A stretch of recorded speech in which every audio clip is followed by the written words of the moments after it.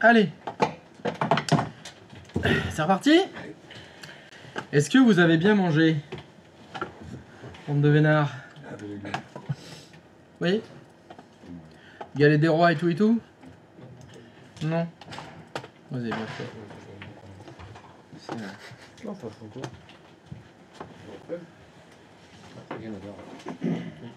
Chouchou et Loulou, ils sont pas là ou ils dorment? Si, ils sont là-bas, je les ai vus. On peut pas savoir ce qu'ils font. Mais ils arrivent. Ils sont habillés? Ils arrivent. Ouais, ils arrivent. D'accord. On n'en dira pas plus. Ce sera ce qu'il en remplit. Ah, tu veux y aller?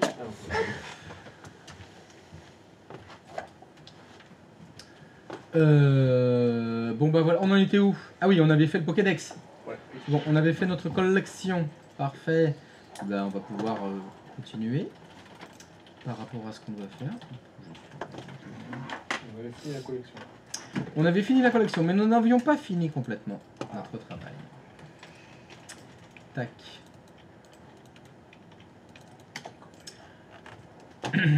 Parce que ce qu'il nous faut faire maintenant, c'est faire en sorte que lorsque les utilisateurs seront sur leur client, ils doivent, pour se connecter à la collection, écrire le nom de la collection. Et ma collection, elle s'appelle comment? Elle s'appelle Pokédex. C'est ça son nom. Mais est-ce que ça, quelqu'un peut le résoudre, Pokédex? Que... Dans le DNS, elle existe, la collection? Nous y voilà. Donc vous allez devoir faire ceci. Dans le serveur DNS, dans la zone de recherche directe DOM-XY.LAN, de votre domaine Active Directory, vous allez me faire un nouvel hôte. Comment va-t-il s'appeler? Pokédex, évidemment. Et quelle adresse IP doit-il porter? Vous allez mettre comme adresse IP l'adresse IP du serveur 3.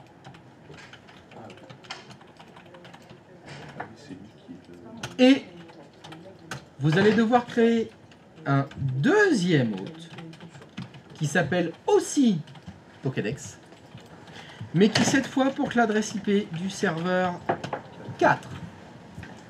Alors vous allez voir comme c'est beau, comme c'est magnifique, ce que vous êtes en train de faire, ça porte un nom, ça s'appelle, et qu'est-ce qu'il y a, j'ai pas fait OK? J'ai fait. Eh ben, Pokédex. Voilà. C'est pas le 3? J'avais déjà fait le 3. Voilà. J'avais certainement mal dupliqué. Donc ce que l'on fait, c'est que vous allez sur votre serveur créer deux enregistrements qui portent le même nom, mais chacun pointe vers une adresse IP différente. Alors ça porte un nom. Cette technique s'appelle la technique du tourniquet. En anglais, c'est le round robin. Le round robin, pour ceux qui le font à la française. Ben, l'idée, c'est que cet enregistrement-là, qui maintenant s'appelle Pokédex, vous renverra, entre guillemets, alternativement, soit l'adresse IP du serveur 3, soit celle du serveur 4. Et je vais vous demander de faire un test. C'est-à-dire que vous créez là bien vos deux hôtes, vous créez deux fois Pokédex. Premier enregistrement, l'adresse IP du serveur 3. Deuxième enregistrement, l'adresse IP du serveur 4. Donc vous avez normalement deux fois Pokédex qui a été créé. Et le test à faire, c'est sur un client. Vous allez faire deux choses. Premièrement, vous faites un ping de Pokédex. Normalement, c'est soit l'adresse IP du serveur 3, soit celle du 4 qui est résolue. Mais vous ne faites pas que ça. Une fois que vous avez fait votre ping Pokédex sur le client 02, vous allez afficher le cache DNS. Quelqu'un se souvient de la commande pour afficher le cache DNS? Config Smart Display, DNS.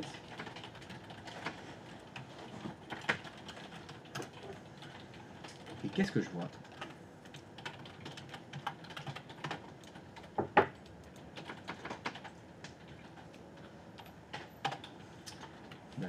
je peux pas afficher les deux sur mon écran. Hop, voilà. Et qu'est-ce que je vois? Je vois que quand je fais un display DNS, j'ai bien 2 fois Pokédex qui apparaît, ce qui correspond aux 2 enregistrements d'autres que j'ai fait dans mon DNS.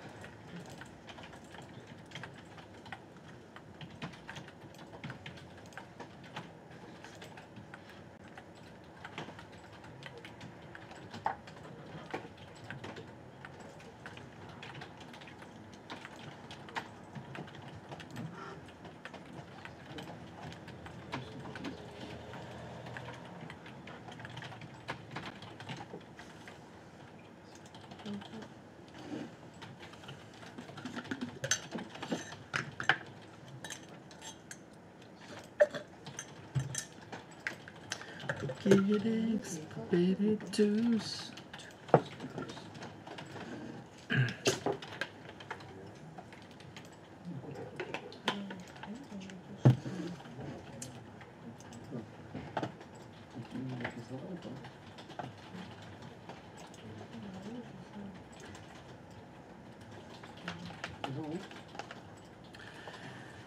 Alors, est-ce que vous avez réussi à créer vos 2 enregistrements Pokédex dans le DNS? Oui. Est-ce que ça ping Pokédex? Eh bien, formidable. Oui, c'était comment la technique Le tourniquet en français, et c'est le round robin en anglais.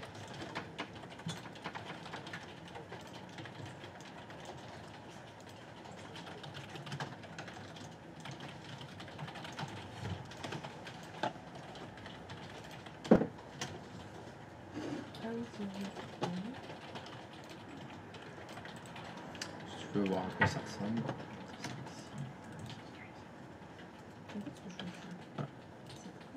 Ça s'écrit comme ça. Round robin. C'est un acolyte de Batman un peu gros. J'ai écouté Run. Run robin, non round. Run, round. D'accord. Voilà. Et donc, bon, normalement sur tous les serveurs DNS par défaut, c'est coché. Ça autorise le tourniquet. Le round robin. Oui. Christophe, pour la connexion à distance sur le client, tu t'es connecté avec le... Je me suis pas connecté. Tu t'es pas connecté. Je l'ai pas fait. J'ai rien fait. Sur le client, j'ai dit que j'allais me connecter. Et comme je veux me connecter à une collection, je me connecte au nom de la collection.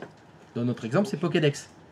Mais pour me connecter à quelque chose, il faut qu'il existe dans le DNS, cette machine. Ça, ok, d'accord. Et j'ai pas de machine qui s'appelle Pokédex. C'est pour ça que j'ai créé, dans le DNS, les 2 enregistrements, Pokédex et Pokédex, chacun pointant vers l'adresse IP de chaque serveur aux 2 sessions, le 3 et le 4. Et après, pour tester, du coup... Ah ben j'ai rien fait.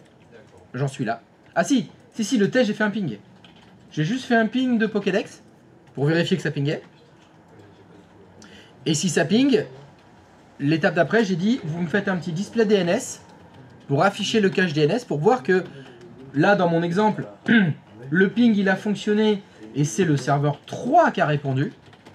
Pourtant, quand tu fais le display DNS, il y a l'adresse IP du serveur 3 et celle du 4.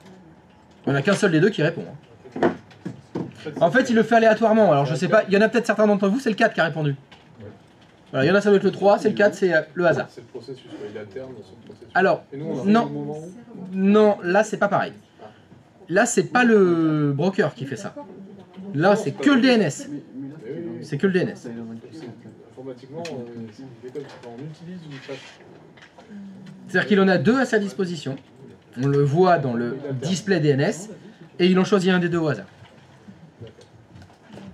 Parce que là vous faites votre ping, c'est le serveur 4 qui a répondu. Alors vous faites un flush DNS pour revider, vous refaites ping Pokédex, c'est peut-être le 3 cette fois qu'il va choisir. Alors comme c'est statistiquement, c'est difficile que ça change. Hein. C'est la même technique qu'on avait vue quand on avait fait des sites internet et qu'on n'avait pas mis correctement, tu sais, on avait le NAT, on n'avait qu'une seule carte pour aller sur le même numéro de réseau avec, du coup, soit sur l'un, soit sur un site, soit sur l'autre. Oui, c'était un peu au hasard. Est-ce que c'est pas un peu le même système? Non, c'est pas le même système. Ouais. Même si tu le vois de la même façon, c'est-à-dire qu'il y a une entrée et 2 sorties, finalement. Là, c'est pareil, tu as une entrée, c'est le nom, et il y a 2 sorties, c'est 2 adresses IP. Mais pas... Je suis d'accord avec toi, ça se ressemble. Bon, on est sur des technos complètement différentes. Mais l'idée est la même, effectivement. Okay. Même si c'est pas du tout la même technologie, mais c'est la même idée, en fait. Je veux bien. Sachant que, quand on avait fait ça dans le NAT, c'était une erreur. Oui, parce que nos 2 sites internet, vers lesquels ça amenait aléatoirement, c'était pas les mêmes. Donc ça fonctionnait un coup ça fonctionnait pas. Tandis que là, l'objectif, c'est que ça fonctionne dans tous les cas. Vu que notre serveur 3, c'est un serveur aux 2 sessions, et le serveur 4, c'est aussi un serveur aux 2 sessions. Donc pour nous, ce qu'on veut, c'est que l'utilisateur il se connecte au 3 ou au 4, c'est pareil. Il n'y a aucune différence entre les 2. Alors que ce dont tu parles, c'était une source de problème. Ah oui, alors que l'idée ici, c'est une source de solution. Mais des fois, certains problèmes, justement, ça permet d'avoir des solutions. Et oui, mais là, il n'y a pas de NAT. Donc, c'est pas pareil. C'est good for everybody? Yes? Ça ping? Non? Ça ping pas le M? Que se passe-t-il donc? Alors, voyons voir. Il est où le M? Qu'est-ce que ça dit donc? Ça dit ping Pokédex, il essaye de ping quelqu'un, délai d'attente de la demande dépassée. Qu'est-ce qui pourrait causer? Juste, est-ce que tu peux tenter un truc? Est-ce que tu peux pinguer 192.68.14.4? Ah, mais je crois savoir. Oh. Mais oui.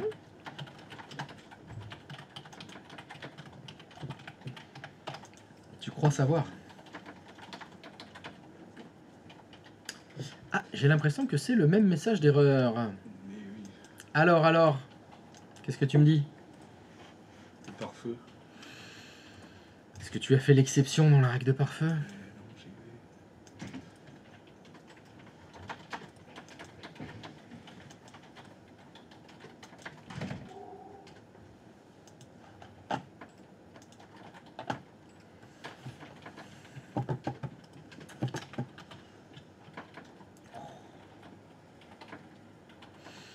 Et oui, les vacances ont été longues, hein. Exactement. Quand on se prend 4 semaines de vacances, sans toucher un ordinateur pendant 4 semaines... Ah ouais, carrément. Ah carrément, on désactive les pare-feux direct. C'est la fête. Ok. Bah, vous désactivez, c'est pas grave. Ce qu'il faut, c'est que ça ping. Vas-y, réessaye tes pings. Ah, ça ping! Ça fonctionne mieux. Alors, est-ce que ça ping Pokédex? Ben oui, évidemment.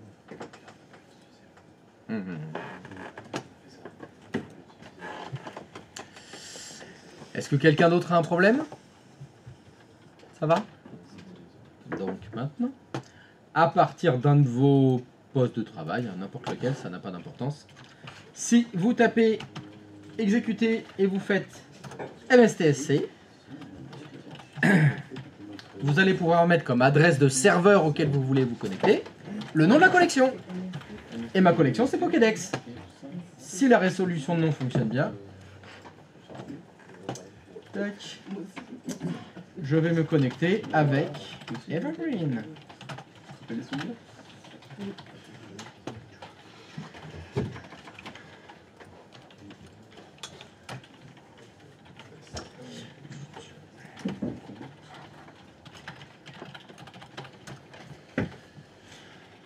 c'est pas vrai, dis-moi pas qu'il y a encore une erreur de certificat.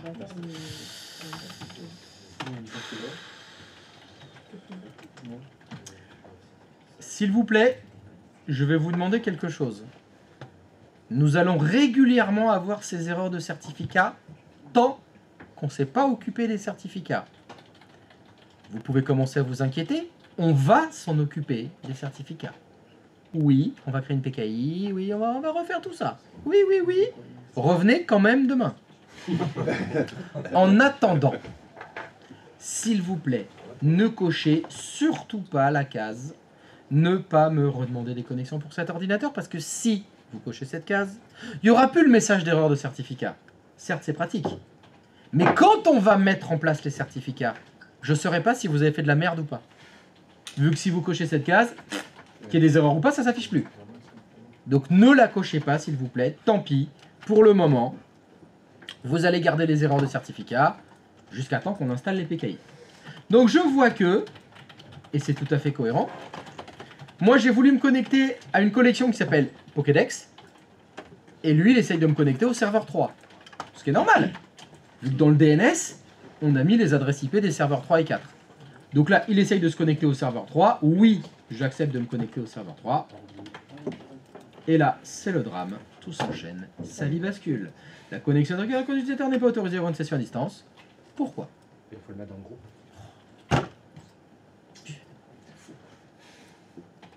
Eh, vous avez pas eu de limonade à midi?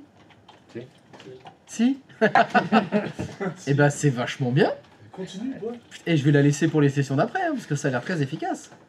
Et effectivement, le vil piège tendu n'a absolument pas fonctionné. D'habitude, ça se prend plus la tête, hein, mais bien. Bah oui. Est-ce que Evergreen est dans le groupe des utilisateurs autorisés à utiliser Pokédex? Eh non. Elle est pas dedans. Donc pour que ça fonctionne, bien sûr, bien vu, dans utilisateur Pokédex, il faut que j'ajoute Evergreen. Ça y est. Est-ce que ça va mieux fonctionner maintenant? Je ne sais pas. Suspense. Oui. Ah, tiens, vous voyez, ça a changé. Maintenant, il essaye de se connecter au serveur 4. Alors que juste avant, c'était le 3. Oui, je veux me connecter. Ah, ça le fait des fois avec le... Tant qu'on n'a pas résolu tous les erreurs de certificat, des fois, il y a des boulettes. Tac! Et voilà! Evergreen se connecte à Pokédex.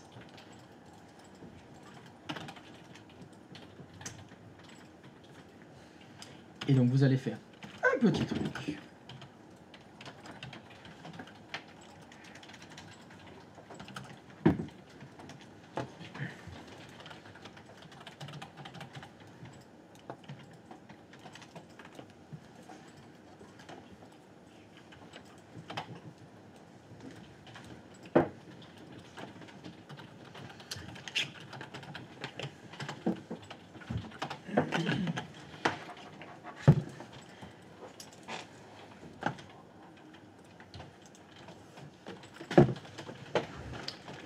Une fois que vous avez réussi à vous connecter avec Evergreen à la collection Pokédex, vous allez taper à l'invite de commande la commande hostname.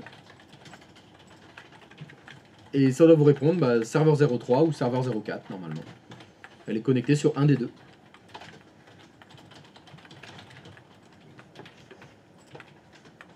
Et si ça fonctionne, félicitations, vous savez créer une collection. Vous savez vous connecter à une collection. Le cours est terminé.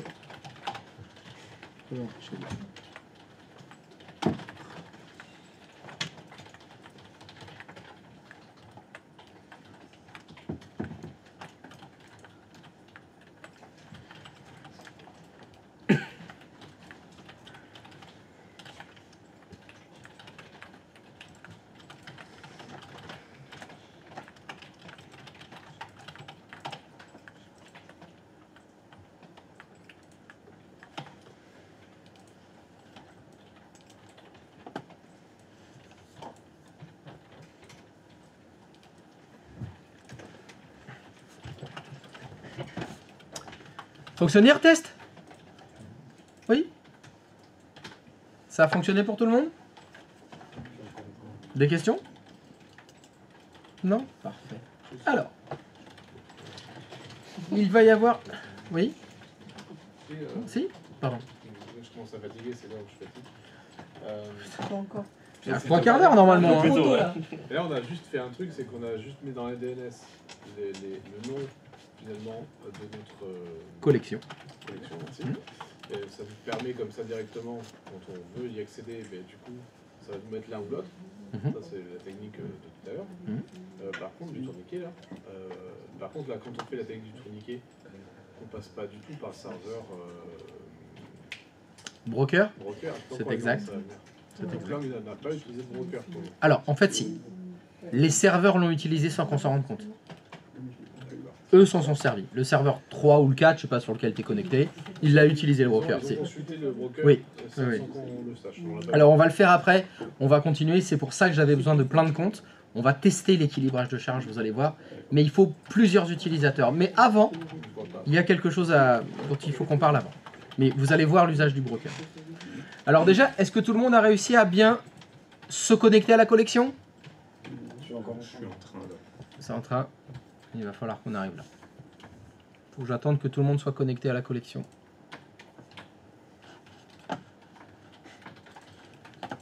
J'ai mis Hotmail. Pardon? Non, j'ai mis Hotmail. Hot name? C'est bizarre. C'est haut? C'est plus haut que les autres? C'est Hot? C'est chaud, tu veux dire en Je fait. vais tomber sur autre chose là tout de suite. Ah oui, c'est possible.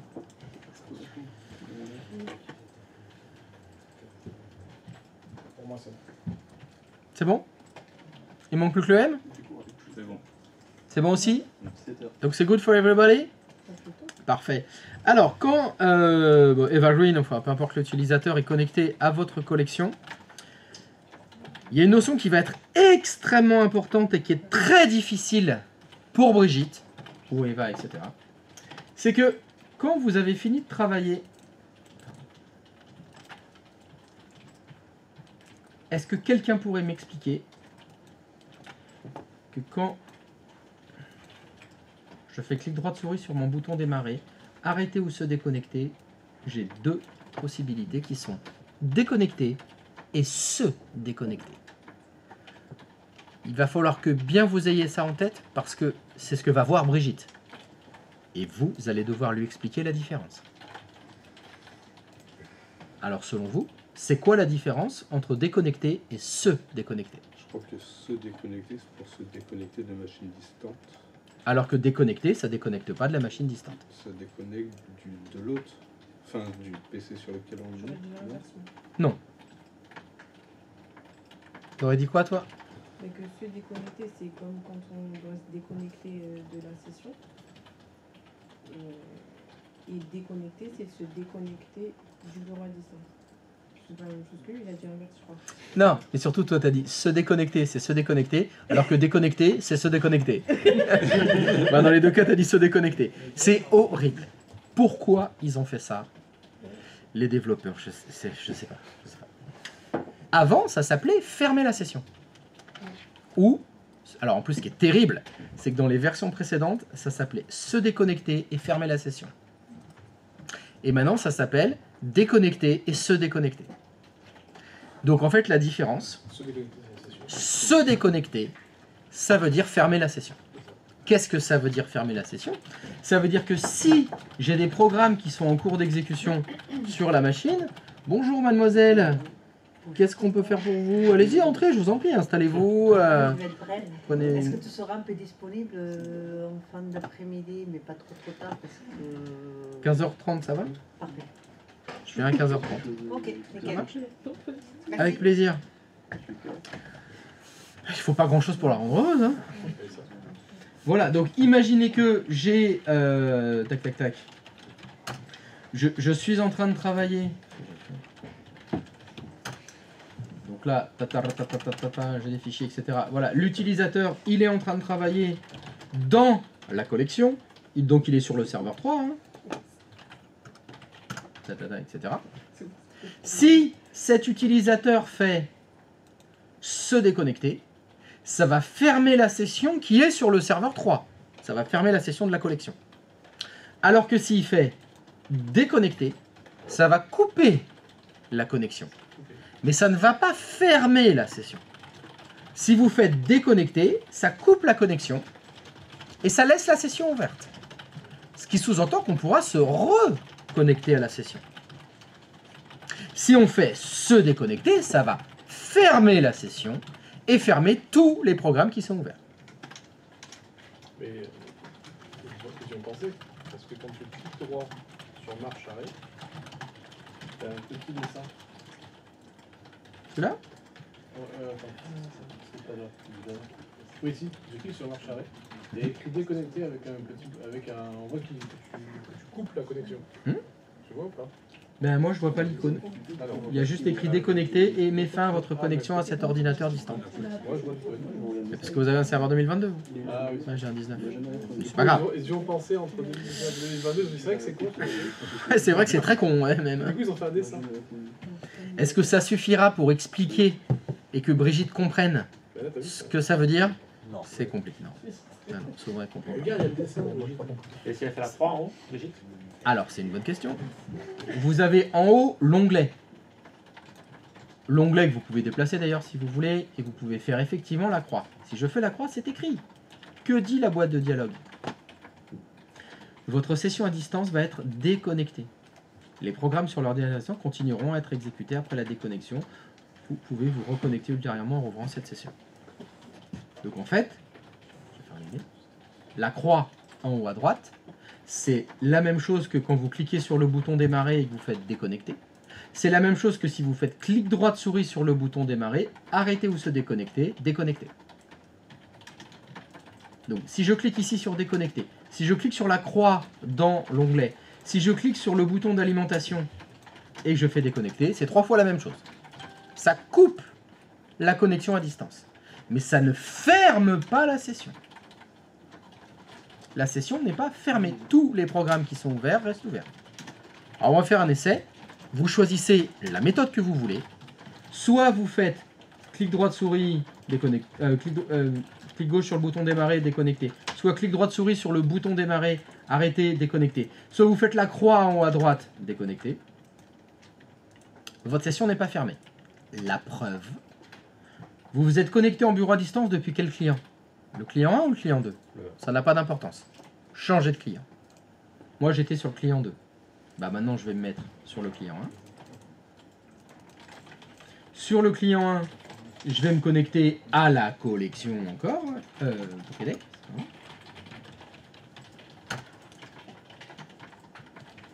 Je vais me connecter avec le même utilisateur, c'est-à-dire Evergreen.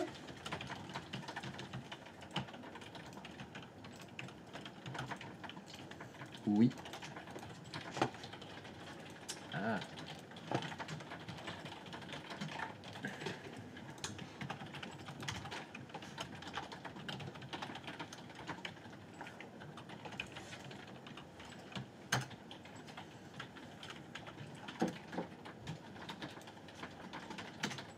Et voilà. Donc cette fois, je suis bien depuis le client 01. Je me suis connecté à la même collection. Et le système... Ah, putain, j'aurais dû vous montrer. Alors, je sais pas si vous aurez la même chose, mais si vous faites gaffe, le message d'erreur de certificat, moi, il m'a dit serveur 04. J'ai fait OK. Et puis après, il m'a mis serveur 03. C'est-à-dire que le tourniquet m'a envoyé sur le serveur 4, mais le serveur 4 a demandé au broker est-ce que Evergreen n'est pas déjà connecté dans la collection? Et oui, parce que j'étais connecté sur le serveur 3 avant. Et donc ça m'a ouvert la session sur le serveur 3. J'ai retrouvé ma session.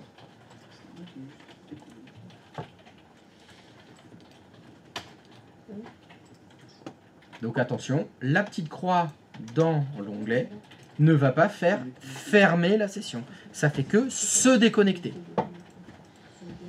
Ça fait que couper la session, pardon, justement. Si on veut tout fermer proprement, vraiment arrêter les logiciels qui sont lancés, etc., il faut vraiment faire arrêter et choisir se déconnecter. Si vous faites se déconnecter, ça va vraiment fermer la session d'Evergreen sur le serveur 3. Ça va fermer tous les programmes qui sont ouverts. Voilà, allez, se déconnecter quand même. tant C'est pis. important parce que si on Oui. s'amuse à faire que déconnecter à chaque fois, Oui. finalement on laisse tout ouvert. C'est exact. Le serveur, le temps qu'il fonctionne, on dit bah, tout ça, tout va bien, je récupère à chaque fois mes données. Oui, Sauf super. que le jour où le serveur il redémarre ou je sais pas quoi, là sa session va se fermer. Obligatoirement. Et donc, Là, l'exemple que j'étais, c'était le serveur 3. Ouais. Ma session était ouverte sur le serveur 3, le serveur 3 redémarre, ma session est fermée forcément. c'est ça. Et donc quand elle va se fermer, remarque qu'il y aura, on est dans un domaine, donc Oui. quand il va se fermer, ça dépend ce que tu as fait. Moi je vais me réfléchir. Moi, Je te laisse réfléchir à voix haute. Ouais, c'est pas faux. C'est pas faux. Ouais, c'est pas faux.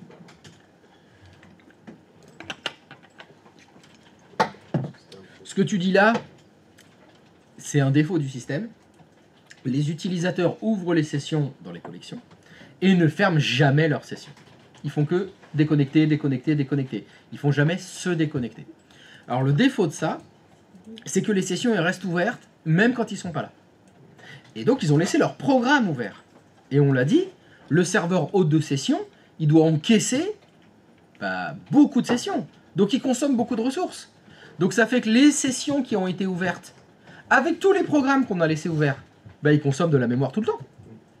Donc des fois, les serveurs, ils sont saturés parce qu'il y a des sessions qui ont été déconnectées mais pas fermées. Ça fait partie un petit peu de l'hygiène du serveur. De temps en temps, il faut éteindre la lumière, il faut bien déconnecter les sessions. C'est aussi très important pour le tourniquet. Pour qu'il y ait un véritable équilibrage de charge, il faut que les gens ouvrent leur session. Parce que l'équilibrage, c'est qu'à l'ouverture de session que ça se fait. C'est qu'en fait, si tout le monde reste connecté, finalement, Il y aura jamais, le broker, il sert à rien. le broker il pourra plus faire son travail. Il le fera qu'à moitié. Il fera de la reconnexion. Oui. C'est-à-dire sur les 3 serveurs hôtes de session, il te renvoie là où tu étais parti. Donc comme ça, tu gardes ta session, mais il l'équilibrera plus. Non, il restera sur sa Tout le temps. Donc ça peut arriver, si je sais pas, les gens se déconnectent jamais. Un serveur a redémarré pour une question de maintenance. Tout le monde a les sessions qui ont basculé sur le serveur 2. Il n'y a personne qui va sur le serveur qui a redémarré. Il y a un déséquilibre. Il faut que les gens fassent fermer la session. C'est très important. C'est très très important que vous preniez bien la différence. Hein. Ce qui rejoint normalement une information que vous connaissez déjà. Je vous ai dit de nombreuses fois, quand on a fait tous les trucs sur Active Directory, est-ce que vous avez fermé ou rouvert la session? Comment ça s'appelle fermer la session dans Windows maintenant? C'est bien se déconnecter. C'est pas déconnecter. Donc, se déconnecter, c'est celui qu'on entre dans un Windows sans le bureau à distance, c'est se déconnecter. Donc, quand on est connecté en bureau à distance, c'est aussi se déconnecter, si on veut bien, fermer la session proprement, libérer tous les programmes, les ressources, etc. C'est Green? Oui. Les deux serveurs qu'on a là, les serveurs hôtes de session, 3 et 4. 3 et 4. Là, actuellement, c'est le serveur hôte de session. Oui, c'est exact. Imaginons que mon utilisateur il se connecte sur le serveur 3. Il travaille dessus. Il va enregistrer des documents dessus ou sur lui? Non, sur le serveur 3, vu qu'il est en bureau à distance. Il est dans le serveur 3, là. Ce qu'il enregistre, c'est dans le serveur 3. Et demain, il se reconnecte, il peut atterrir sur le serveur 4. Ah oui, c'est possible. Il aura plus ses fichiers qu'il a enregistrés. Du coup. Ça dépend où il les a enregistrés, mais s'il les a mis dans document, par exemple, oui, il les a plus. Tout à fait. Ok. Il faudrait qu'il les mette tout pour qu'il les retrouve alors. Un endroit commun entre les deux, Dans son profil. Un dossier partagé quoi. par exemple. Habile. Ok, sur une proposition duel, donc, vous allez devoir... Ah, ils réagissent même plus, les mecs. Alors là, c'est encéphalogramme plat, quoi. Trop l'habitude. Trop l'habitude. Je l'ai trop fait, celle-là. Ouais, c'est ça. C'est... mytho. On savait bien que t'allais le faire. Pourquoi est-ce qu'on a 5 serveurs qui servent à rien? On sait bien qu'ils vont servir à quelque chose, hein. Oui, mais pas tout de suite. Je voudrais qu'on teste l'équilibrage de charge. Alors pour le tester, cet équilibrage de charge, il faudra d'abord visualiser l'équilibrage de charge. Est-ce que vous pourriez retourner, s'il vous plaît, dans la vue d'ensemble? Petit rappel, où se trouve la vue d'ensemble? La vue d'ensemble, c'est sur le serveur 1. Dans le gestionnaire de serveurs du serveur 1, vous avez la vue d'ensemble de votre infrastructure des services bureau à distance. Donc c'est dans le gestionnaire de serveurs du serveur 1, elle doit être ouverte normalement. C'est là que vous retrouvez votre collection Pokédex. Et si vous cliquez sur Pokédex, à droite, vous avez une partie verticale dans laquelle vous avez la liste de tous les utilisateurs qui sont connectés et le serveur sur lequel ils sont connectés. Alors moi, comme j'ai fait se déconnecter, bah, j'ai plus de session ouverte. Donc j'ai personne ici. Donc c'est ici, dans cet affichage-là, que vous allez vérifier l'équilibrage de charge. Comment on va vérifier l'équilibrage de charge? Vous allez vous mettre sur un client et vous allez vous connecter en bureau à distance à la collection. Donc je fais Pokédex et je me connecte avec Evergreen. Oui, je veux bien me connecter. Je sais qu'il y a plein d'erreurs. Ah merde, je voulais vous montrer le 3-4. Pas grave. Voilà, hop, hop. Voilà ce qui se passe. Sur mon client 01, je me suis connecté avec Evergreen à la collection. Je vois que dans ma vue d'ensemble, dans les propriétés de ma collection Pokédex, dans les connexions, j'ai bien Evergreen qui est connecté sur le serveur 3. Je voudrais que vous connectiez 10 comptes utilisateurs différents. Si l'équilibrage de charge fonctionne bien, il devrait y en avoir 5 sur le serveur 3, 5 sur le serveur 4. D'accord? Je ne vais pas vous embêter à créer 10 clients différents. Vous allez tout faire à partir du client 01 ou 02, c'est pas grave. Regardez comment vous allez faire. Quand vous êtes connecté en bureau à distance avec Evergreen, ne cliquez pas sur la croix. Réduisez le programme. Et j'ai utilisé juste le petit trait réduction. Il est venu se mettre dans la barre des tâches en bas. Et bien vous refaites Windows R, MSTSC, vous vous reconnectez à la collection et vous changez d'utilisateur. Je vais prendre un autre compte cette fois. Ce qui fait que j'aurai ma connexion à la collection avec Evergreen, que je vais ne surtout pas fermer, hein, parce que Evergreen, l'idée c'est qu'elle est en train de travailler. Hein. Elle est en train de bosser, elle fait des trucs, donc sa session elle est ouverte, hein. Elle est active, etc. Je réduis et je relance MSTSC, mais cette fois je cliquerai, donc, ah, pardon, je vais le recliquer, voilà. Je fais connexion, mais il faut surtout cliquer cette fois sur le bouton autre choix pour vous connecter avec un autre utilisateur, un deuxième. Et avec votre deuxième utilisateur, une fois que vous êtes connecté, vous allez réduire à nouveau le bureau à distance et vous allez vous reconnecter avec un troisième, un quatrième, un cinquième, etc. Vous faites ça 10 fois. Comme ça, ici, normalement dans votre équilibrage de charge, vous devriez avoir 10 comptes utilisateurs connectés, 5 sur le serveur 3, 5 sur le serveur 4. Je te vois froncer les yeux, le J. Je dois confondre avec quelque chose. Bah vas-y, dis. Ce matin, Quoi? Mais pas du tout, enfin. ça doit être sur l'autre cas, je pense. Ce matin, tu as dit qu'on pouvait se connecter qu'avec 2 utilisateurs. Ça doit être quand tu as deux comptes. Tu avais c'est exactement ce que j'ai dit. On peut se connecter qu'à 2. Mais ça, c'était avant qu'on crée la collection. D'accord. Je ne vous l'ai pas dit, mais maintenant, on va pouvoir se connecter au serveur 3 à autant qu'utilisateurs qu'on veut, à condition qu'on paye les licences. Peut-être que certains d'entre vous ont vu passer un petit message. Oui. Petite infobule en bas à droite là. Voilà, Qui disait quoi? 120 jours. Il reste 120 jours. Oui. Vous avez 120 jours pour faire quoi? Pour faire ceci. Dans votre vue d'ensemble, il y a un truc qui s'appelle gestionnaire de licence.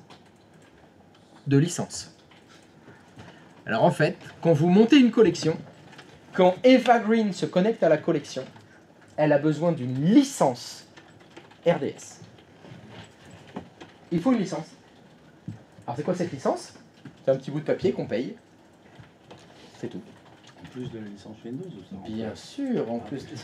J'avais pas parlé ce matin du fait qu'il n'était plus le. Voilà, il fallait trouver des solutions de raquettes. La RDS. En fait, toute l'infrastructure qu'on monte, c'est compris dans le prix. Vous n'avez rien à ajouter en plus. Mais pour le faire fonctionner, vous devez payer des licences RDS. Autant de licences que vous avez d'utilisateurs. Mon entreprise a 200 salariés. J'ai 200 utilisateurs qui vont se connecter à ma collection.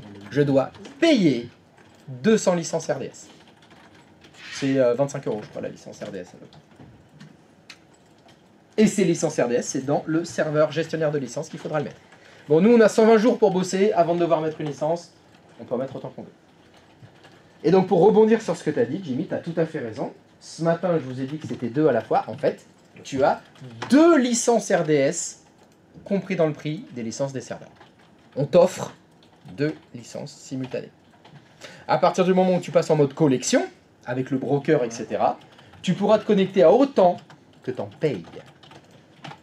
Si dans ton serveur de licence, tu mets 50 licences, tu pourras avoir 50 utilisateurs connectés en simultané dans ta collection.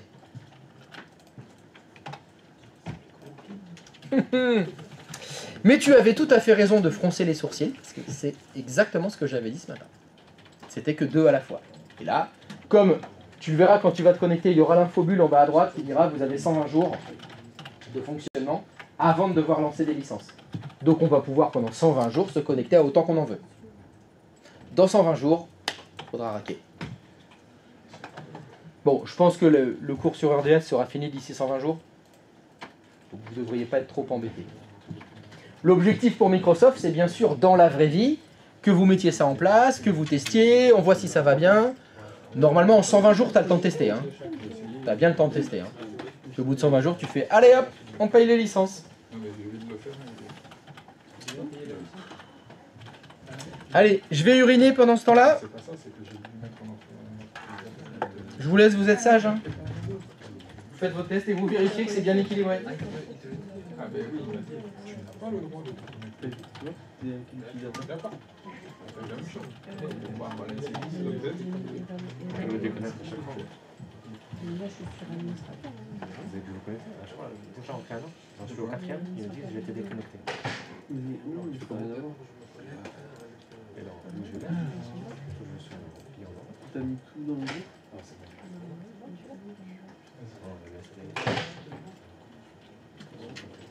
Ah, il n'y a pas eu de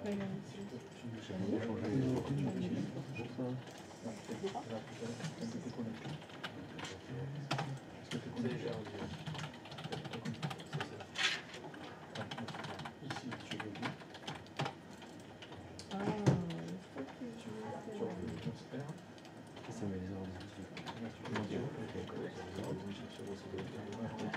La connexion est découpée, je reviens sur l'histoire, envoyer un certificat de ça, c'est le certificat, je le remets.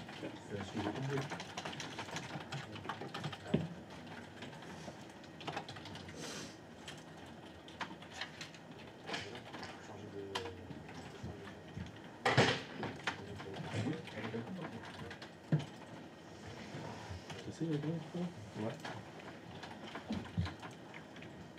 Oui. J'ai pris l'imagination.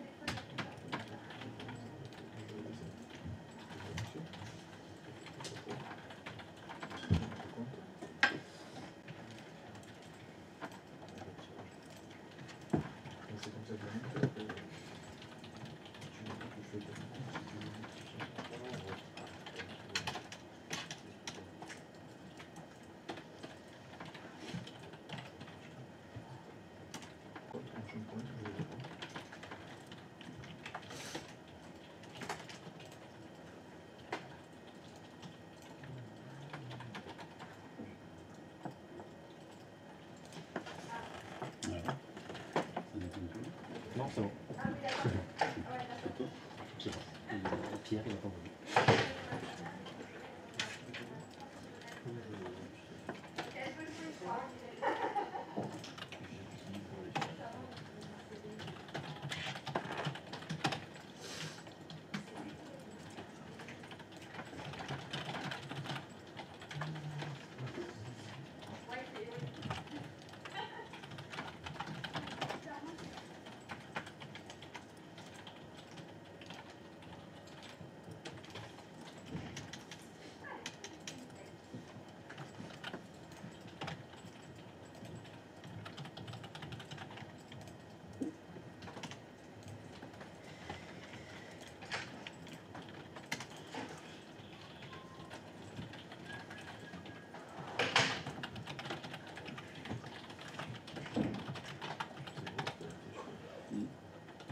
Ouais, quand il le fait, oui,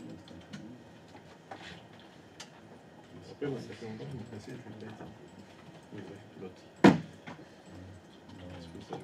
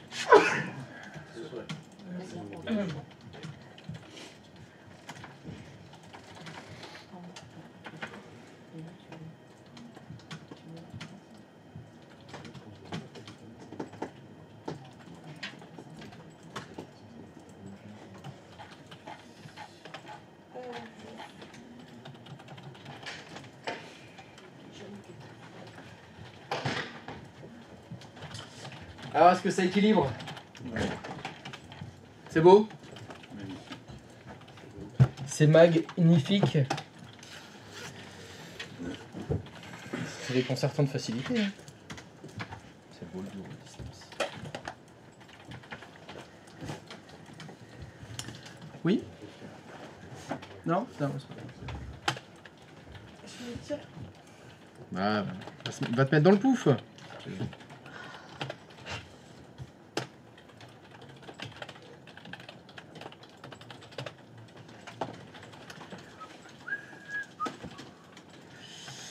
Alors,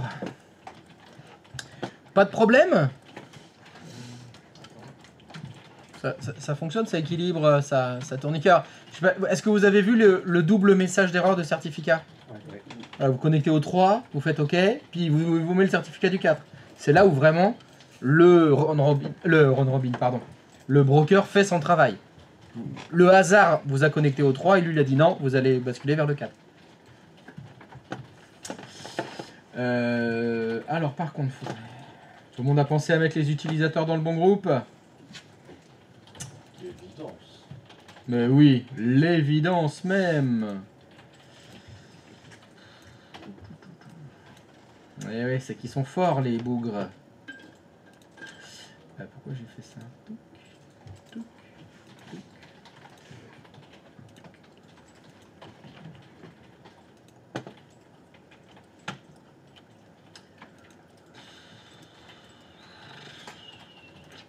Eh oui, je sais qu'il va déjà dedans.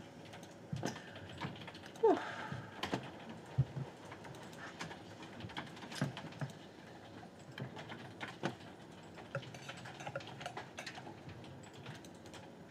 Donc qu'est-ce que j'avais dit que je faisais? Hop, autre chose. Il est là.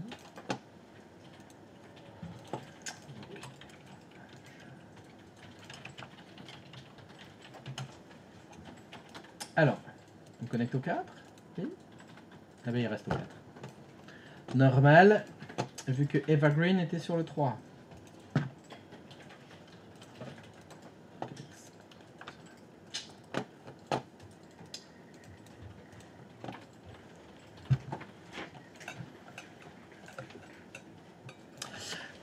Alors, y a-t-il quelqu'un pour qui ça ne fonctionne pas? C'est bon? Ça équilibre? Alors, Si vous êtes en équilibrage de charge, je voudrais vous montrer un petit quelque chose. Quand vous êtes dans les propriétés de votre collection, là où vous avez la liste de toutes les connexions, là, on voit qu'on est sur le serveur 2, serveur 3, vous avez ici une information intéressante pour savoir si l'utilisateur a une session active. Actif, c'est qu'il est en train de travailler dedans. Mais vous pouvez aussi avoir des sessions inactives. Les sessions inactives, c'est quoi? C'est quand l'utilisateur, par exemple, il travaillait, bon, il faisait des trucs dans sa session, et il fait plus rien. Il attend. Alors ça peut être soit il attend, soit il a fait quelque chose comme ça. Il a réduit sa collection. La connexion bureau à distance, elle est dans la barre des tâches, et il fait autre chose. Il utilise un autre programme.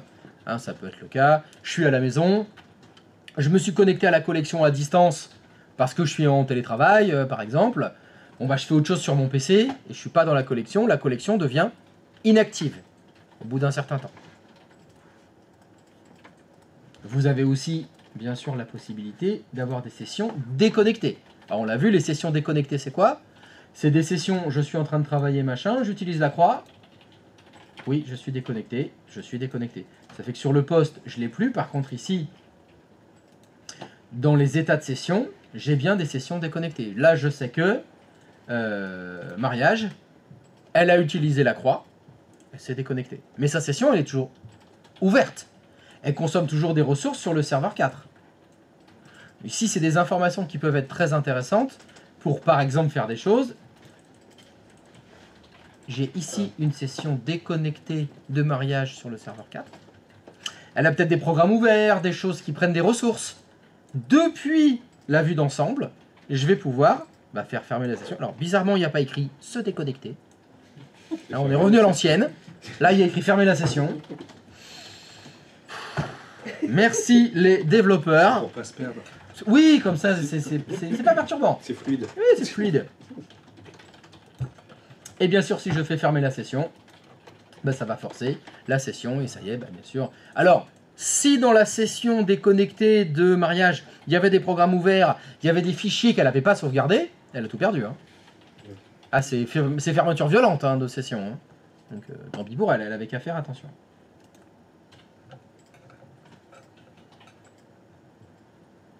Seguin? Yes, it is. Des questions? Non, ça va, c'est bien. C'est facile, c'est fluide. Oui? Ça va aussi, c'est fluide, mais... Oui. Du moment qu'ils sont connectés, ils apparaissent dans la liste de connexion, là. Normalement, oui. Ok. Même s'ils sont déconnectés. Hein. Voilà, c'est ça, mais... Non, du moment qu'ils se sont connectés au moins une fois, si les sessions sont actives, inactives, déconnectées, elles apparaissent toutes là. D'accord. Normalement, tout s'affiche ici. Mais de là, on peut pas voir si la session... comment dire? Là, tu as désactivé... Non, j'ai fermé la session. Oui, juste avant. La- Avant de fermer la session, tu as fait la croix sur le... Oui, sur le client. On est C'est-à-dire, d'accord. j'ai simulé... hop, je vais le faire Il s'est ici. déconnecté. Il s'est déconnecté. Alors, attention aussi des fois ce qui se passe. Je vous ai dit que pour déconnecter la session, donc couper la session à distance, soit j'utilise la croix, soit je fais arrêter et je fais déconnecter, soit je fais clic droit de souris, arrêter, se déconnecter. Il y a encore une autre solution. Si je réduis mon bureau à distance, et ça c'est ma session normale là, là c'est la session de mon poste Windows, si je déconnecte mon poste Windows, les programmes qui étaient ouverts se ferment, ma session bureau à distance se fermera aussi. Elle sera déconnectée. Ce sera comme la croix. Ce sera comme la croix. Ça peut être le cas, encore une fois, je suis à la maison, je suis en télétravail, je suis connecté à la collection. Bon, c'est fini, j'arrête de bosser, j'arrête mon ordinateur à la maison. Je ne le laisse pas tourner toute la nuit. Si je l'arrête et que j'avais pas fait se déconnecter dans la collection, je serai déconnecté. D'accord. Donc je te le refais. Allez hop, je vais faire la croix. Oui, c'est bon. Hop. Donc ici maintenant, je suis passé en déconnecté pour Evergreen. Donc là, ça sous-entend que sa session est ouverte. Elle est exactement ouverte, mais elle a été coupée. Oui, mais son profil. Oui, il est toujours chargé. Sur le serveur Voilà, 3, s'il y avait des logiciels qui tournaient, ils continuent de tourner. On pourrait imaginer par exemple, Evergreen, elle était connectée à la collection. Oui. Elle a lancé un téléchargement. Elle était en train de télécharger un fichier. Si elle fait déconnecter, ça continue de télécharger. Oui. Ou elle faisait une copie, Oui, ça oui. continue de copier. Nous, là, La ça- session, elle est toujours vivante. Oui, oui. Mais nous, là, ça sous-entend que elle s'est barrée, Oui. Eva Green, elle a laissé son ordi, mais ça prend des ressources, donc il faut qu'on lui coupe ça. Ah, alors, est-ce qu'il faut le faire? Bah là, ça dépend. Il faut, oui ou pas. Est-ce qu'il faut ou pas? Si ça se trouve, Eva Green, on sait qu'elle se déconnecte parce qu'elle lance des grosses copies de fichiers et elle rentre, faut qu'elle aille chercher ses enfants, peu importe. Voilà. Oui, Est-ce qu'il faut le faire? Là, ça dépend. oui, ok. Mais ça peut être le cas, oui, elle est déconnectée. Il faudrait peut-être libérer les ressources. Elle fait chier Eva encore, elle n'a pas libéré, résultat, le serveur, je sais pas, on peut pas le redémarrer parce qu'elle est encore connectée. Ouais. Tu peux avoir des informations qui font que. Enfin, des cas de figure, pardon, où c'est embêtant. Oui, il faut lui faire, clic droit de souris, fermer la session parce qu'elle l'avait pas fait. Il y a un truc cliché instantané. Quand on fait clic droit. Bah, c'est comme des photos. On peut pratiquer Alors là, je peux avant pas le de- faire parce que je suis déconnecté, il faut que les sessions soient actives. Avant de fermer sa session. Alors, et qu'est-ce que de- c'est que ce truc? Cliché instantané? C'est un genre de photo? Tac. Parce que Alors, C'est un peu comme des machines virtuelles. Finalement, eh bien, pas du tout. Absolument pas. Bravo, Frédéric. Tu vas voir. Tu vas voir ce que tu vas voir.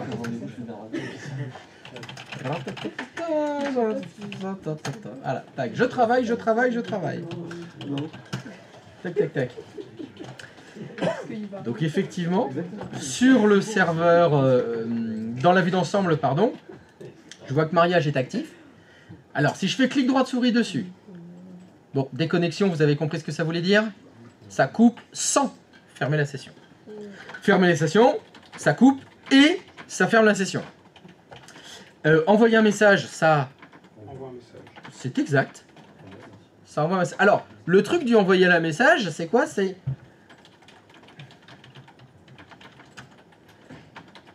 hop.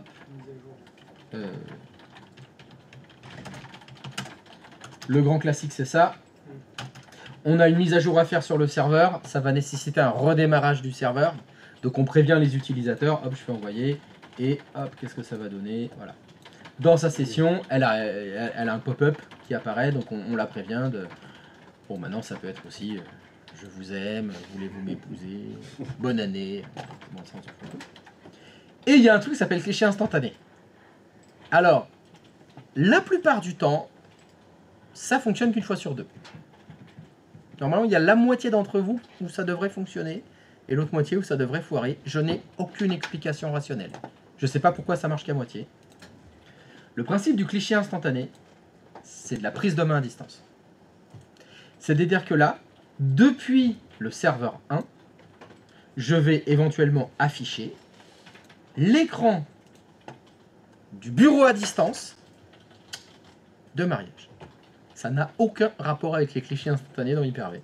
Pourtant, ça s'appelle pareil. Pourquoi? Développeur. Développeur. Administrateur vous demande à afficher vos distances. Bah, je réponds oui. Tac. Et là, sur le serveur, je fais avoir. Tac. L'écran de la session bureau à distance de l'utilisateur.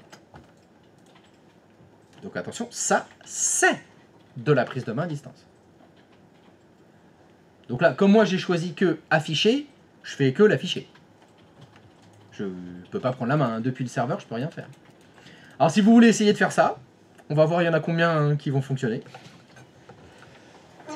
Donc il faut que vous soyez à tes souhaits sur le serveur 1.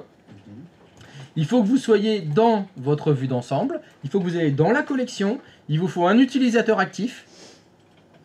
Alors de préférence depuis le client, il faut que la session soit ouverte. Il faut que vous voyez la session de l'utilisateur actif. Et sur le serveur 1, vous faites clic droit de souris, cliché instantané.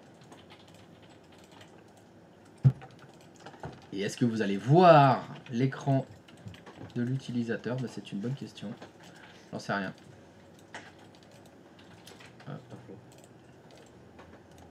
Et ça flopait une fois sur deux. Flop. Ça affiche rien. Oui. Ah, ça va pas. On est pas content. Voilà, et là, moi, cette fois, j'ai choisi prendre la main. Et j'ai la main sur la session à distance. Bon, bah, au moins, moi, ça a fonctionné. Ah, ok. C'est un petit miracle. Ça Ouais, dit, flop. Ouais, bien flop. C'est-à-dire qu'on peut par GPO ne même pas lui demander au gars de prendre ça sans faire sa distance. Mais non, c'est une case à cocher. Donc si je fais cliché instantané, je décoche demander l'autorisation à l'utilisateur, je fais OK. Oui, pas. Alors ce qui est cocasse, c'est que vous pouvez pas, parce que on est en France. Sur la version anglaise, on peut décocher la case. C'est les lois. C'est la loi. En France, tu n'as pas le droit de visualiser l'écran d'un utilisateur sans qu'il soit au courant. Ne serait-ce que voir, hein. Je te parle même pas de prendre la main. Hein. Oui, parce que moi j'ai un message qui est là, c'est le paramètre de stratégie de groupe est configuré pour demander l'accord de C'est pour ça que j'ai pensé à l'utilisateur. GPO aussi. Alors que j'avais décoché. Ouais, mais tu peux pas. Tu dois les laisser cocher. Mais tu peux voir, moi je peux pas afficher.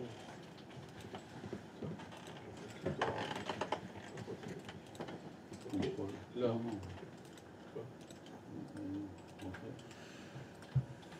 Est-ce que ça a fonctionné pour quelqu'un? Ouais. Oui. Ben voilà. Ben, c'est oui, c'est non, je sais pas pourquoi. Il y en a qu'un seul pour qui ça a fonctionné, que toi? Pour tous les autres, c'est flop? C'est flop. Il y a le message, mais il n'y a pas la fenêtre. Il n'y a pas quelle fenêtre qui s'affiche? J'ai le message, est-ce que j'ai instantané, affiché ou contrôle. Je vais afficher, ça charge, ça me pose la question, je dis oui, mais j'ai rien de... Ouais, c'est ça. Il y a quand même la Il y a une demande démarche. d'autorisation sur le client. On répond oui, il n'y a rien qui s'affiche sur le serveur. C'est exactement ça. La même chose. Si. Il y en a pour qui ça s'affiche. Alors qui? Ouais. Ouais. C'est-à-dire toi, ça s'affiche? Non. Non. Ça me demande, mais Ouais. j'ai pas de message d'erreur, mais ça s'affiche pas. Je vois, c'est comme un niveau. Il y a que pour le Y que ça a fonctionné. Ça fonctionne aussi. Bizarre. Ah, un deuxième. Ah, il y en a deux. Attends, Avec moi, ça fait 3. l'écran noir. Là, c'est la limonade. Lui c'est la moitié. Ah non, c'est... Ah, c'est ça. Ça y est, T'en as deux. 100%. Faut attendre un peu. Héros? Flop? Et à force de Le G? finalement, on dirait. Flop? Flop? Ah, putain, il n'y en a que deux aussi. Le R? Il va. Bah, moi j'accepte, mais par contre ça fait rien. Bon, bah, flop aussi alors. Et là, vous avez les mêmes versions. Hein. Vous avez tous la même version, c'est le même ISO. Je sais pas, ça me dépasse.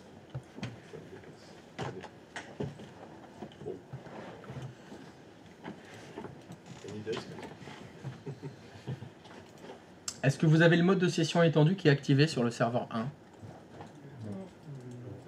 Non, non plus? Non. Ça aurait pu. Oui, parce que c'était comme ça avant. Alors c'était assez cocasse, mais dans les versions précédentes, si tu voulais faire donc cette fameuse prise de main à distance, il fallait que toi-même tu sois connecté en bureau à distance sur le serveur 1. Il fallait que tu sois connecté en bureau à distance. Là, tu pouvais prendre la main à distance sur les sessions bureau à distance.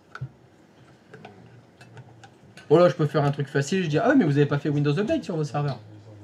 Ah voilà, ils sont pas à jour, alors forcément, ça déconne. C'est pour ça que le mien, il n'est pas à jour non plus, mais ça fonctionne. Là, celui-là, je me suis cassé la tête. À trouver. J'ai pas trouvé. Impossible de trouver. Pourquoi? T'as appelé Windows? Je vais pas cramer un ticket pour ça. Hein. C'est pas grave, je vous ai fait la démo, ça fonctionne. Des fois.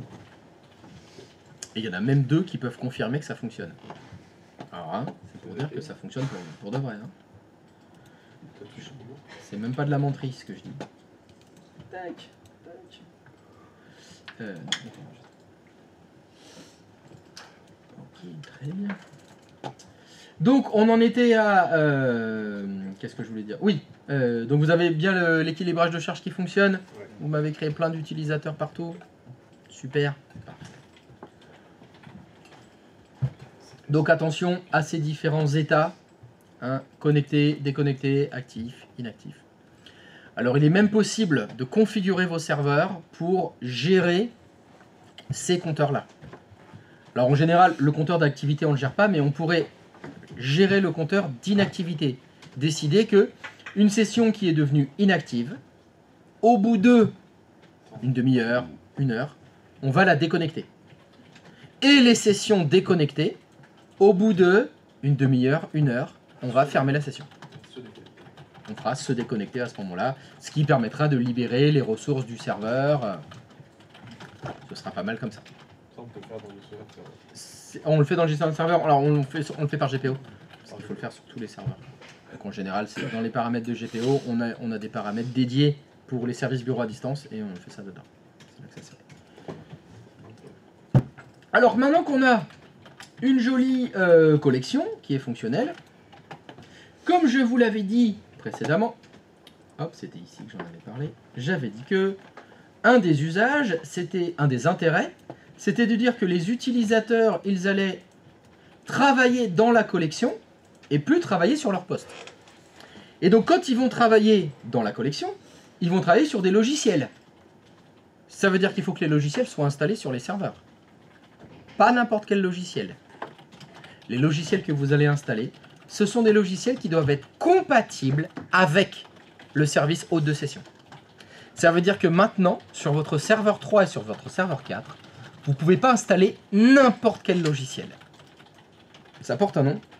Ce sont des logiciels multi-utilisateurs. Pourquoi? Mais parce qu'on va lancer l'exé plusieurs fois.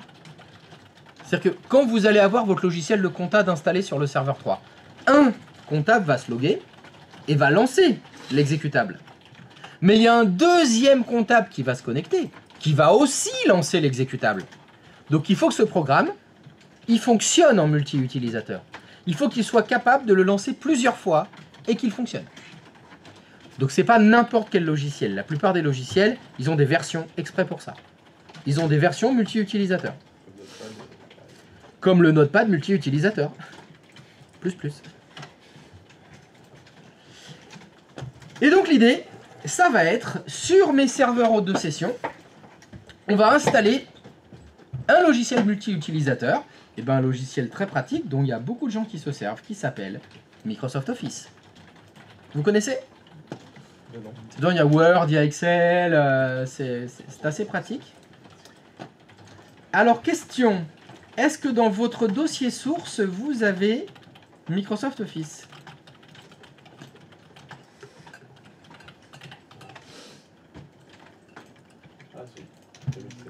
Il s'appelle comment? 2016. Il s'appelle 2016. Office 2016. Office.2016 Pro. Et après, il y a écrit quoi? X64 et Voilà. Ce qui est le plus important, c'est ce mot-là que vous devez connaître. VL. Alors, qu'est-ce que ça veut dire VL quand vous le verrez? C'est dans tous les logiciels, c'est pareil. Hein. Quand vous voyez VL, ça veut dire Volume License. C'est ce qu'on appelle les licences en volume. Le principe de la licence en volume, c'est dire j'ai besoin d'installer Microsoft Office dans mon entreprise. Très bien. Bon, vous n'êtes pas sans ignorer que quand vous installez Microsoft Office, il faut une licence Microsoft Office. C'est payant. Oui, c'est étonnant, hein, mais oui, ça se paye normalement. C'est une licence pour ces normes. C'est ça l'idée. C'est la même licence. Ça veut dire que quand vous installez une version de logiciel Volume License, vous mettez un numéro de licence et vous pouvez l'installer 50 fois, 60 fois, 100 fois, etc. Donc ça, c'est une des contraintes. Pardon? Limiter la quantité ou... Ça dépend combien tu payes. Ah oui, ok. Oui. Mais donc, c'est d'ailleurs ce qui se passe. Des fois, vous trouvez des gens qui vont vous dire « Ah, je vous fais une licence à 5 euros, je vous fais une licence à 2 euros. » En fait, c'est des volume license. Si par exemple, tu récupères le numéro de série volume license de ton entreprise, tu peux installer des dizaines de fois la même version de Microsoft Office. Ça existe. Pour d'autres logiciels aussi. Hein. Oui. Il y en a plein qui travaillent comme ça. Mais donc là, dans vos serveurs hôtes de session, dans le serveur 3 et dans le serveur 4, vous allez devoir installer Microsoft Office, mais version Volume License. Alors, il n'y aura pas de souci de numéro de licence parce que on aura un mois pour la rentrée, la licence. Donc là, vous allez pouvoir l'installer et puis on va pouvoir lancer Microsoft Office, on n'aura pas de souci. Mais ça, c'est très important. Sur les serveurs hôtes de session, il faut des versions de logiciels compatibles avec. Et ce sont les versions Volume License en général, c'est-à-dire des licences qu'on peut utiliser à plusieurs. C'est pas individuel, c'est pas pour un poste. Peut-être que vous savez ce que ça veut dire OEM. Les licences OEM, ça vous dit quelque chose? C'est ça. C'est un numéro de licence qui est valable pour une machine, c'est tout. Une licence OEM, sur les serveurs de session, ça ne fonctionne pas. On peut pas. Il faut une licence volume, des licences en volume, des volumes license. Donc ce que je vais vous demander de faire, eh ben, c'est de me lancer l'installation d'Office 2016 Pro Plus Volume License sur le serveur 3 et sur le serveur 4. Mon objectif, c'est quoi? Eh ben, c'est que mes utilisateurs, sur tous les postes de travail, je n'ai pas Microsoft Office d'installer. Mes utilisateurs vont se connecter à la collection et ils accéderont à Microsoft Office dans la collection, pas sur leur poste local, que à distance. Et pour ça, ça veut dire que sur les serveurs de session, vous devez installer Microsoft Office. Et donc, pas n'importe quelle version de Microsoft Office.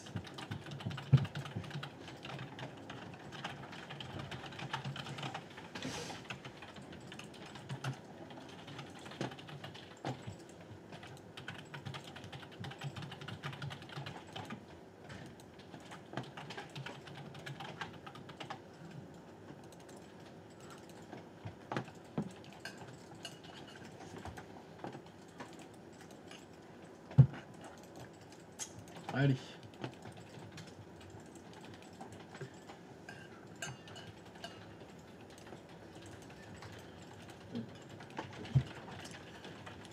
Alors aussi, j'attire votre attention sur aussi quelque chose. Faites attention quand vous allez installer Microsoft Office sur vos deux serveurs. Il faut que vous fassiez la même installation. Installez les mêmes logiciels.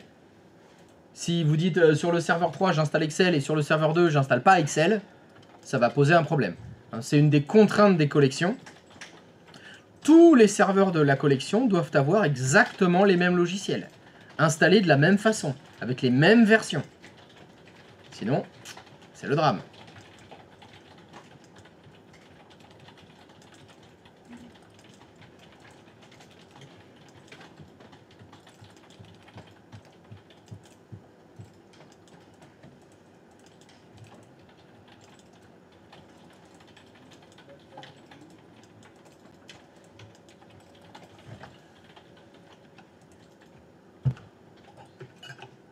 Ouais, c'est parti.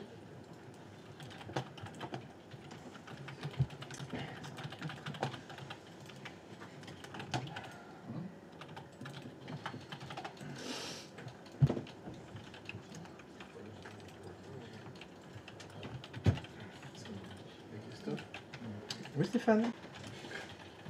Quand finalement ton entreprise a acheté pour 500 une licence pour 500 ordinateurs en VL.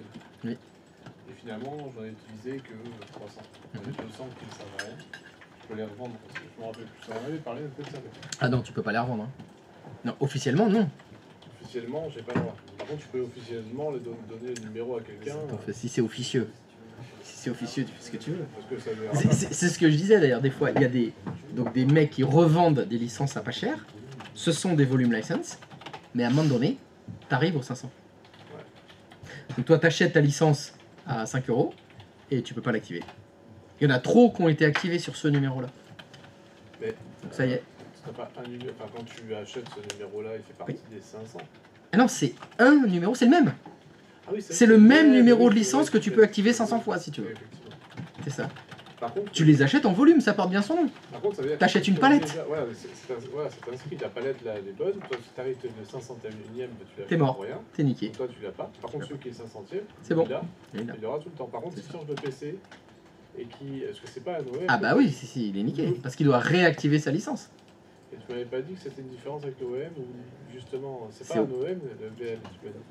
Oui, c'est pas OMVL, c'est pas attaché à la machine. Si j'ai acheté une licence VL et que je change de PC, bah finalement je suis pas embêté, je peux quand même changer de PC et remettre la même licence.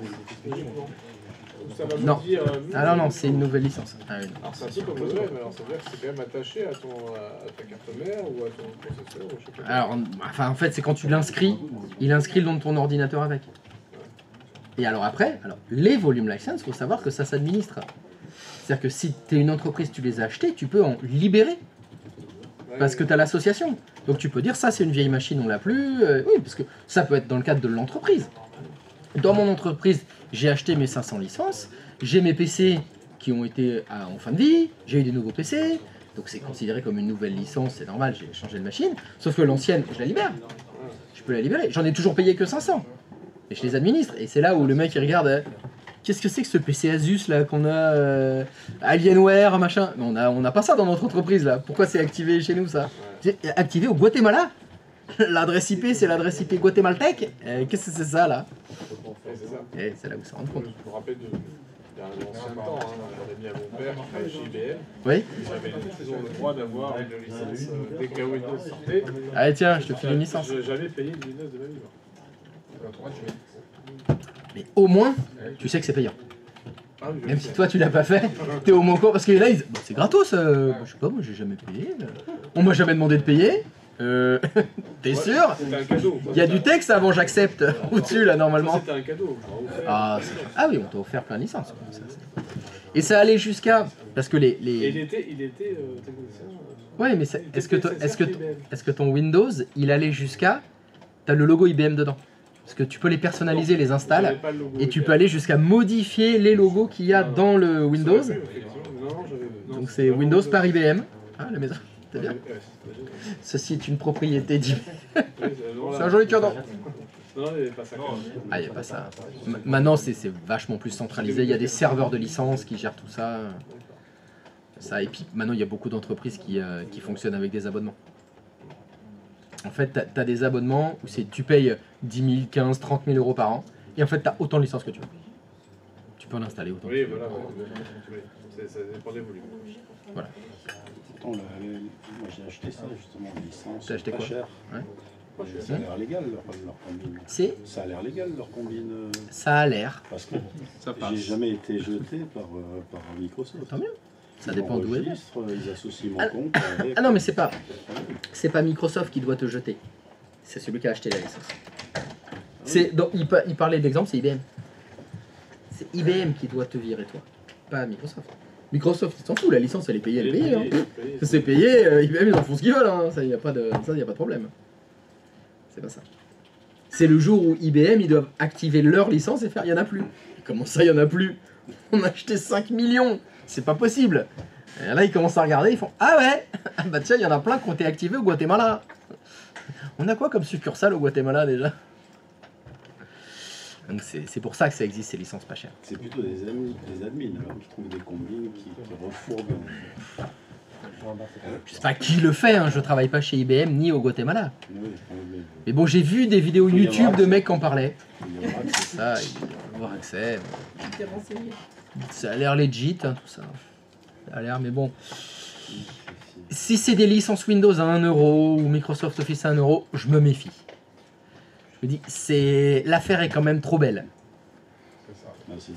C'est trop beau pour être honnête. D'ailleurs, avec tout ça, j'ai pas lancé mon install, moi. Bah évidemment, j'ai rien fait. Je crois que ça, je pensais que c'était une entreprise comme il a dit. C'est elle-même qui elle fait stock, quoi. Il est où mon office? Il est là.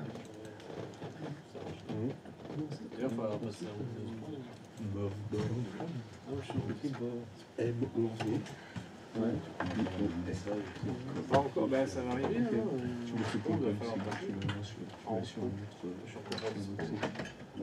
Ça y est, la maintenance officielle s'arrête cette année. Hein. Ça y est, c'est fini.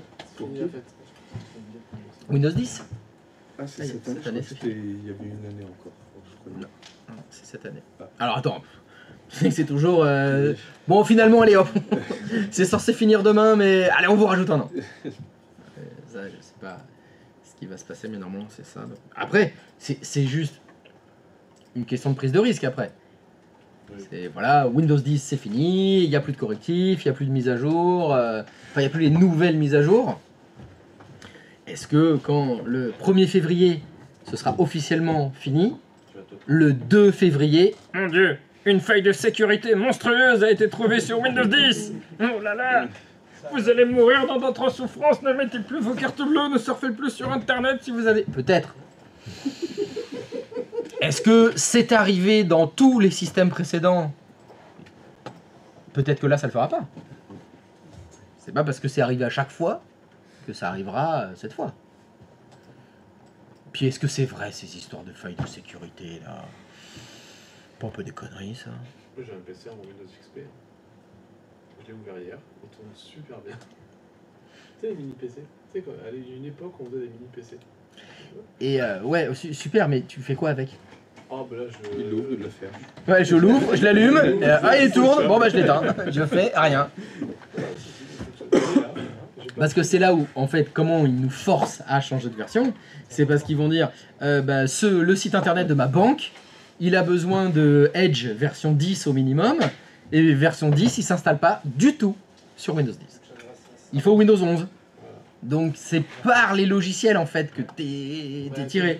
Tu veux installer ta 5090, t'as acheté ta 5090 5000 €, tu veux la faire tourner, il n'y a pas de pilote Windows 10. Point.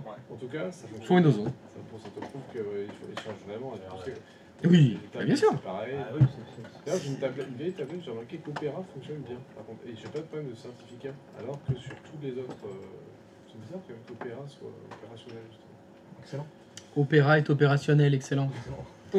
C'est, je sais pas, parce que les autres navigateurs, il y a des erreurs de certificat. Ah oui, c'est sûr. Oui, lesquelles? Mais pas Firefox par exemple. Non, quelles erreurs? Ah non, Firefox, non, mais on parle de vrais navigateurs, s'il te plaît. Firefox de merde. Non. Pourquoi de merde? Au moins Chrome. Au moins Chrome. Pareil, il est pas content. Mais quoi? Certains sites, par exemple, parce que par exemple YouTube, lui, il veut pas marcher. Et pourquoi? Il dit quoi comme message? Il dit que, alors lui, il dit simplement qu'il faut mettre à jour votre navigateur, il n'est pas à jour. On n'est pas sur la dernière. D'accord. Et par contre, si tu ouvres Opera YouTube, là ça passe. Oui. Opera est moins. Comment? Affilié. C'est bizarre quand même. Parce que c'est ça. Ça montre que c'est pas un problème technique. Ouais. C'est juste, ils voient que on va scanner. Allez, on est tous d'accord. Si vous voyez une vieille tablette, vous dites c'est pas à jour. Ils ont oublié Opera. C'est trop bien, ils ont oublié la tablette Samsung, je sais pas quoi. Ouais. Ils ont oublié que je l'ai même pas mis dans le. C'est passé dans la faille de. C'est passé dans la faille de mise à jour. Et tu t'es pas mise à jour. Ok, fermé. Ah, bah, très bien, c'est bon, ça y est, c'est installé. Christophe? Oui. T'as toujours pas d'idée pour le problème que j'ai? Je fais que chercher, je trouve pas. Le truc là, quand je me connecte sur Hyper-V, le commutateur, c'est soit mon autre, soit la VM. Ah mais attendez, tu fais encore ça toi? Ouais. Ça me fait un peu. Ça m'embête un peu quoi. Bah oui, mais non, j'ai toujours pas d'idée moi. Ah ouais? J'ai fouillé internet. Il faut passer qu'il y a plein de problèmes que moi. Ah, bah, j'en ai pas la moindre idée. Chez moi, si je me connecte, si je fais une VM et que je connecte sur mon switch externe, ça déconnecte mon autre. Je peux plus sur internet sur mon autre. Ah, c'est soit tu as internet sur ton autre, soit sur la VM. Exactement. Pas les deux. Et quand je fais NCP.cpl, ça me crée un truc qui s'appelle pont réseau. Ça me le crée dès que je fais ça. Si je déconnecte le truc, ça me remet l'internet sur mon autre. Tu l'as fait sur VirtualBox? Je l'ai vu sur. Ouais, je crois que sur VirtualBox ça le fait pas, ça fait que sur Hyper-V. Bah utilise que VirtualBox alors, tu te fais chier. J'étais habitué à Hyper-V. Ah oui, mais attends, alors là, oui.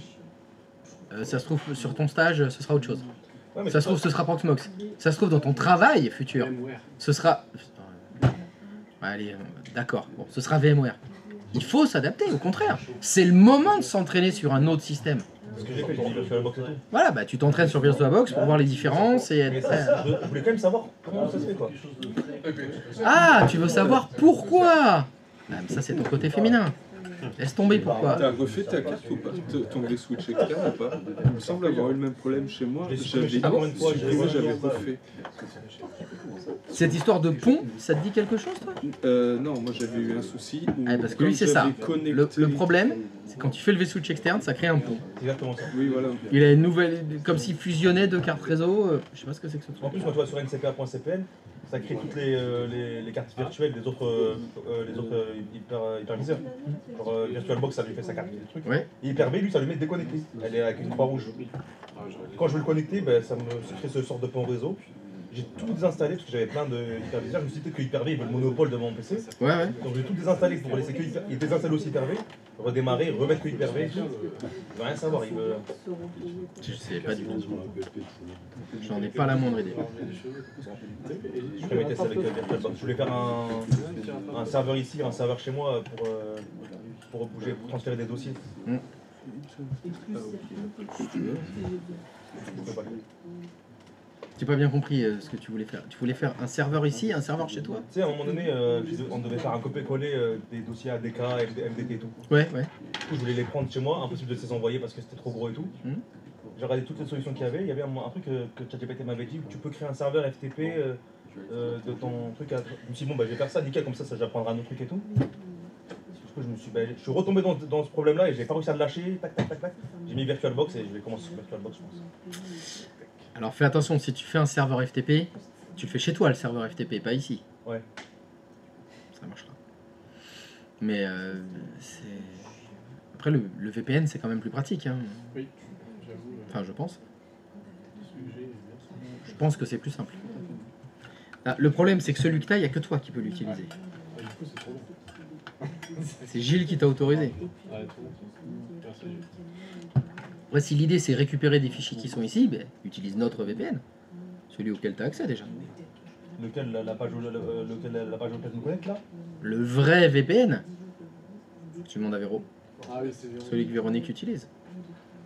Qui ne marche pas de façon optimale. Ah, Donc ça marche comment une Et fois mauvais qu'on a des retour. fichiers. Ça fonctionne de temps en temps. Comme si j'étais en connexion à distance. Quoi. Mais c'est ça. Tu l'utilises pour la connexion à distance, mais on pourrait l'utiliser pour plein d'autres choses. Comme récupérer les fichiers par exemple. C'est vrai que c'est C'est pas stable. Mais ça coupe. Ah oui. Ça coupe ou ça te fait un écran noir? Écran noir. Ouais. Ah mais écran noir c'est pas Le pareil. fameux écran noir, quand même, Oui. il est régulier et sur des postes de temps en temps. Moi, je ne prends plus la tête, je prends le VPN.